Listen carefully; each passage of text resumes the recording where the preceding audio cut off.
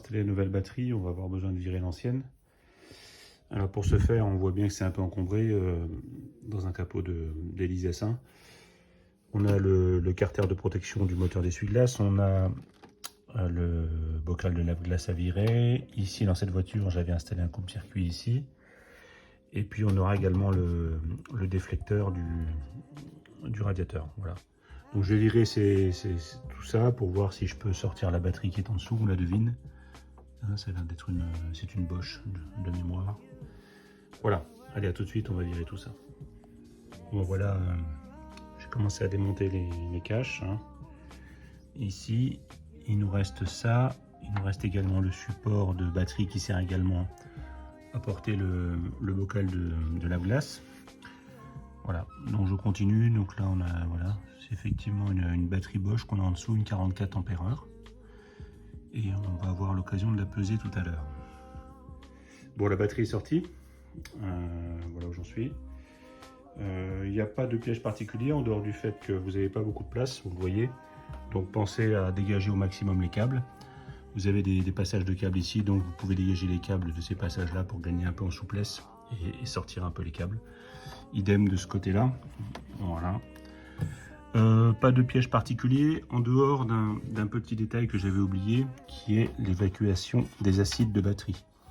Il y a un petit tuyau d'origine chez Lotus qui permet d'évacuer en fait les acides de la batterie lorsque vous la mettez en charge.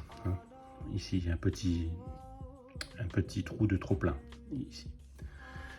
Voilà, donc pensez à bien détacher ça parce que j'ai commencé à tirer sur la batterie. J'avais oublié que j'avais rebranché ce trop plein lorsque j'avais refait la voiture l'année dernière.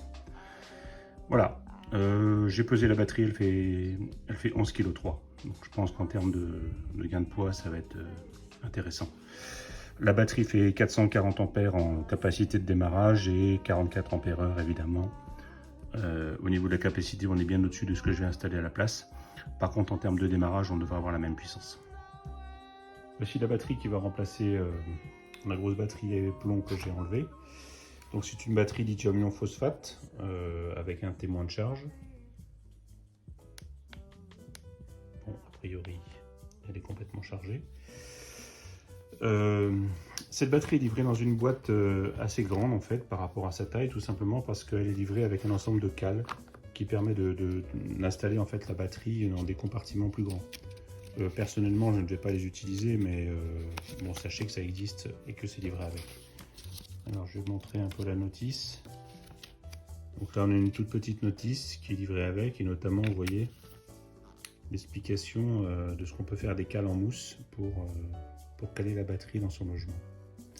Donc moi, je ne vais pas utiliser tout ça. Moi, ce qui m'intéresse surtout, évidemment, c'est la batterie. Elle est livrée également avec quelques vis. J'imagine que c'est pour fixer les contacts. Voilà. Bon, je vais avancer, je vais la présenter dans l'habitacle batterie du compartiment avant de la Lotus et je vais voir comment je pourrais organiser ça pour la fixer. Alors je viens de placer la batterie dans le compartiment. J'ai évidemment présenté déjà mes cosses. J'ai alimenté au niveau du coupe-circuit et je viens de démarrer juste la voiture qui a démarré au quart de tour. Voilà, donc maintenant ce que je vais faire c'est surveiller la tension d'alimentation de la batterie pour vérifier que mon alternateur ne crache jamais plus de 15 volts parce que ça pourrait être un peu mortel pour une batterie lithium-ion. Bon, je vais vérifier tout ça.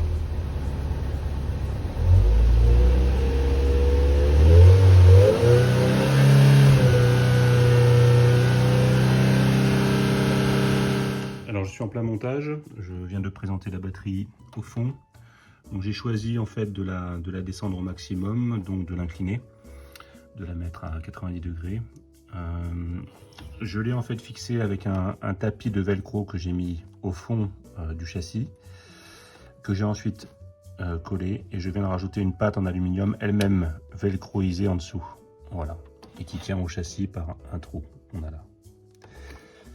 Voilà, donc là normalement ça ne bougera pas. Ni dans un sens ni dans l'autre, sachant que la batterie est calée et par le châssis sur le côté et par le châssis à l'avant. Voilà pour le montage de la batterie. Maintenant je vais procéder au branchement. Bon, le montage est terminé. Voilà, donc là j'ai replacé le support de lave-glace. J'ai réenclenché mon coupe-circuit et puis maintenant je vais démarrer pour vous montrer comment ça démarre avec une petite batterie comme ça.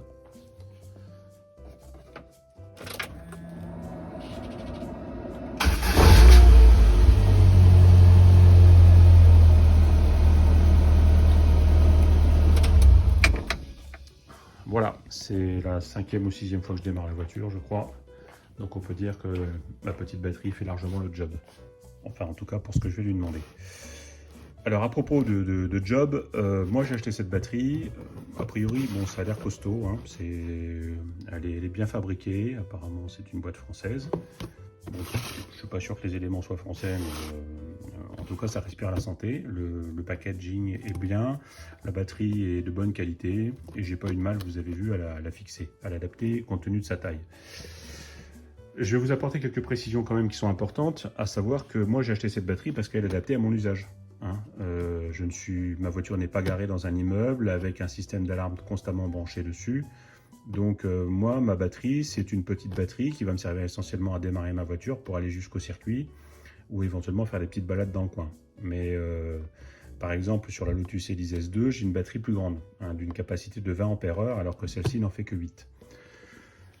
Voilà, donc ça c'est important. N'achetez pas cette batterie si vous avez un usage standard de votre auto, à savoir si c'est en usage daily ou si vous consommez beaucoup ou si vous n'utilisez pas de coupe-circuit après chaque usage de l'auto, ben faites attention à ça, c'est très important.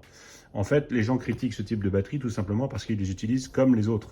Hein, à savoir qu'ils continuent à penser que ces batteries vont avoir la même capacité que les batteries au plomb ou autres ou au gel par exemple. Or, ce n'est pas le cas. Voilà, donc achetez ce type de batterie en connaissance de cause, en sachant que vous serez obligé de couper le circuit après chaque usage si vous voulez la préserver. Pour vous donner un exemple, ma JWM qui est dans ma Lotus Elise S2 depuis 3 ans n'a jamais vu une seule fois un chargeur. Hein. Donc c'est bien la preuve que ce type de batterie est totalement adapté à une automobile. Mais il faut prendre des précautions et ne pas leur demander plus que ce qu'elles ne peuvent donner.